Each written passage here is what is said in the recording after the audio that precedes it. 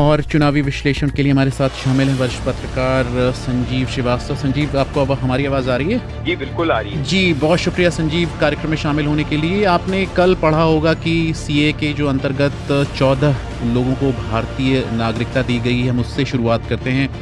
और आपको तो पता है कि सीए को भाजपा ने बड़ा चुनावी मुद्दा बनाया और आज एक चुनावी रैली में प्रधानमंत्री नरेंद्र मोदी ने कहा कि सीए कानून के तहत कल से नागरिकता देने का जो काम शुरू हुआ है उसे अब कोई नहीं रोक सकता।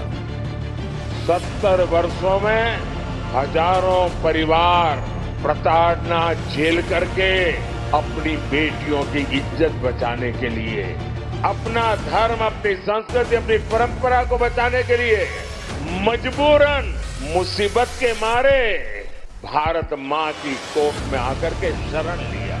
लेकिन कांग्रेस ने इनकी कभी सुध नहीं। संजीव, सीए को थोड़ा सा क्या समझ रहे हैं? अभी इसको उठाना बहुत ज़्यादा इसका बज़ जनरेट हुआ है।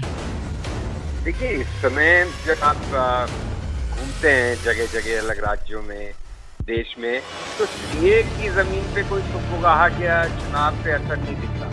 लेकिन जैसे अभी जो आपने प्रधानमंत्री की क्लिप सुनाई, जिस तरह की उन्होंने एक भावावेश भरी बात कही, कैसे हिंदू प्रताड़ित हो रहे थे और वापस भारत माता की गोद में आना चाह रहे थे, और उस पर विपक्ष ने, कांग्रेस का नाम लिया उन्होंने, उसका विरोध किया।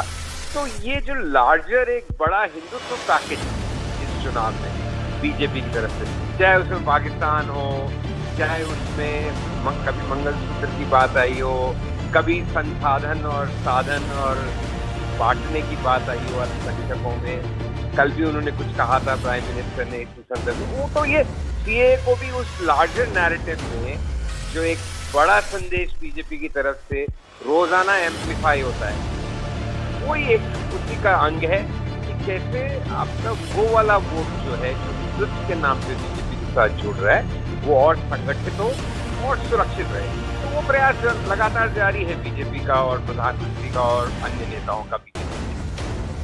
जी, और बात अब करते हैं राज्यसभा सांसद स्वाति मालीवाल के साथ दिल्ली के सीएम अरविंद केजरीवाल के आवास पर हुई कथित बदसलूकी मामले से। और हम देख ही रहे हैं कि किस तरह से आम आदमी पार्टी और बीजेपी इस मुद्दे पर आमने सामने हैं। आम आदमी पार्टी के नेता अरविंद केजरीवाल और संजय सिंह गुरुवार को यानी आज लखनऊ में अखिलेश यादव के साथ उन्होंने एक संयुक्त प्रेस कॉन्फ्रेंस की। और इस प्रेस कॉन्फ्रेंस के दौरान आम आदमी पार्टी के जो नेता हैं उनसे स्वाति मालीवाल को लेकर कई सवाल पूछे गए। इस पर संजय सिंह ने क्या कहा, ये सुनते हैं। पहलवान बेटियां जब जंतर मंतर पे लड़ रही थीं न्याय मांगने के लिए, तो यही स्वाति मालीवाल जो महिला आयोग की अध्यक्ष थी, रात में उनके समर्थन में गई थी। पुलिस के लोगों ने घसीट के मारा था।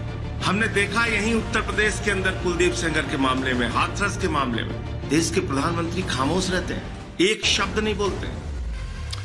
जी संजीव, देखा होगा हमने जिस तरह से अरविंद केजरीवाल जब से जेल से बाहर आए हैं और एक तरह से उन्होंने लॉन्च किया है एक के बाद एक हमले, उसके बाद से शायद ये बीजेपी के लिए मौका है उन हमलों का जवाब देने का। जिस तरह से, जैसे आप कह रहे हैं विनीत, की केजरीवाल जब से जेल से बाहर आए हैं, तो उन्होंने बड़ा एक तीखा, सुनियोजित और लगातार एक बात को दोहराने का, जिससे कोई भूल नहीं पाया उस बात को। उनका वो नैरेटिव चल रहा है प्रेस कॉन्फ्रेंस में, मोदी जी प्रधानमंत्री नहीं बनेंगे, वो 75 साल के हो जाएंगे, वो अमित शाह के लिए वोट मांग रहे हैं, वो योगी को हटाएंगे, सारे समकक्ष नेताओं को खत्म किया। तो ये जो केजरीवाल की मोडस ऑपरेंडी है, जो उनका एक स्टाइल है प्रचार प्रसार का, अपनी बात को रखने का, तो वो दोहरा के बहुत संक्षिप्त में और तीखे अंदाज में जो प्रहार करते, वो कहीं ना कहीं बीजेपी के मर्म को सीधा हर्ट करता है, उसको चोट पहुंचाता है। और इसलिए बीजेपी इस तलाश में थी मौके की कैसे केजरीवाल को काउंटर किया जाए। आप कल देखिए अमित शाह का एक इंटरव्यू में कितना जबरदस्त बयान है, जिसमें उन्होंने सीधे सीधे ये कहा है कि ये एक नॉर्मल प्रक्रिया नहीं है न्यायपालिका की जिसके तहत जमानत पे छोड़ा गया है चुनाव प्रचार के। तो केजरीवाल इनको हमेशा सताता रहा है पिछले 2014 से, वो इनका एक दुखती रग है। अब जहाँ तक स्वाति मालीवाल का सवाल है, तो संजय सिंह की बात भी सही है, लेकिन 2 wrongs don't make a right, 2 गलत बातें एक सही नहीं कर देती। स्वाति मालीवाल के मामले में जो एक चुप्पी है अरविंद केजरीवाल की, जो वो असहज होते हैं, जैसे आज भी वो दोनों तरफ माइक खिंचाया उन्होंने, एक बार अखिलेश की तरफ, एक बार संजय सिंह की तरफ। तो आप क्यों नहीं बोलते? आपके घर की बात है, आपके घर का किस्सा है, जवाब दीजिए ना।